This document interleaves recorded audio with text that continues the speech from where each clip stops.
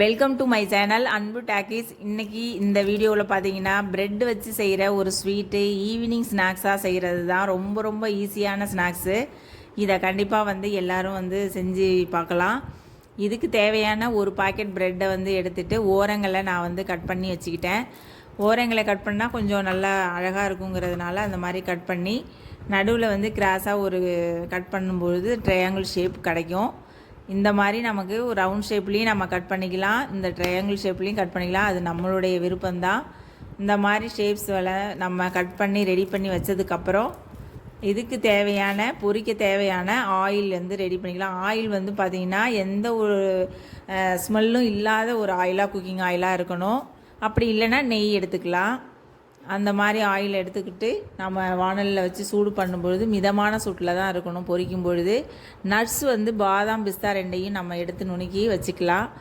இதை இந்த ஷேப் உள்ள பிரெட் ஸ்லைஸ்களில் மீடியமாக வச்சு நம்ம பொரித்து எடுக்கும் பொழுது நல்ல ஒரு அந்த ஸ்வீட்னஸ் கரெக்டான இதில் கிடைக்கும்.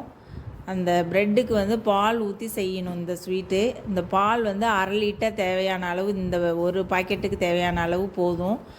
1 லிட்டர் வேணாலும் நம்ம வச்சுக்கலாம். அது நிறைய சாப்பிட்ணுன்னு நினைக்கிறவங்க 1 லிட்டர் பால் வேணாலும் தேவைப்படுற அளவு காய்ச்சிக்கலாம். சுண்டை காய்ச்சினா நல்லா டேஸ்ட்டாக இருக்கும்.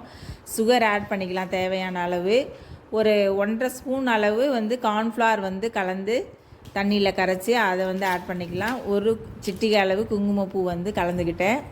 இந்த கார்ன்ஃப்ளவரை பாருங்கள், கரைச்சி ஊற்றிக்கிட்டால் ஒரே நிமிஷத்தில் பால் திக்காயிடும். ஃப்ளேவருக்காக தான் குங்குமப்பூ நம்ம சேர்க்குறோம், கலருக்காகவும் ஃப்ளேவருக்காகவும். இப்போ இதை ஆட் பண்ணுறதும் நல்லா பாருங்கள் திக்காயிட போகுது பால். அப்படி திக்காகிறப்ப பார்த்திங்கன்னா நட்ஸுகளை போட்டு உடனே நம்ம அடுப்பை ஆஃப் பண்ணிடலாம். ஆஃப் பண்ணதுக்கப்புறம் நம்ம சில்லுன்னும் சாப்பிட்லாம், வாமாவும் சாப்பிட்லாம் இந்த ஸ்வீட்டை. இது மாதிரி செய்யும்போது ரொம்ப ரொம்ப டைம் ரொம்ப கம்மியான டயத்தில் ஈஸியான ஸ்நாக்ஸாக குழந்தைங்களுக்கு செய்கிறதுக்கு ரொம்ப ரொம்ப நம்ம கஷ்டப்படவே தேவையில்லை.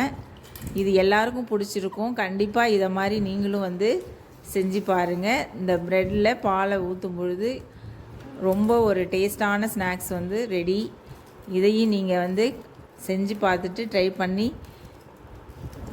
கமெண்ட் பண்ணுங்கள். இந்த வீடியோ உங்களுக்கு பிடிச்சதுன்னா லைக் பண்ணுங்கள், ஷேர் பண்ணுங்கள், சப்ஸ்கிரைப் பண்ணுங்கள். நன்றி.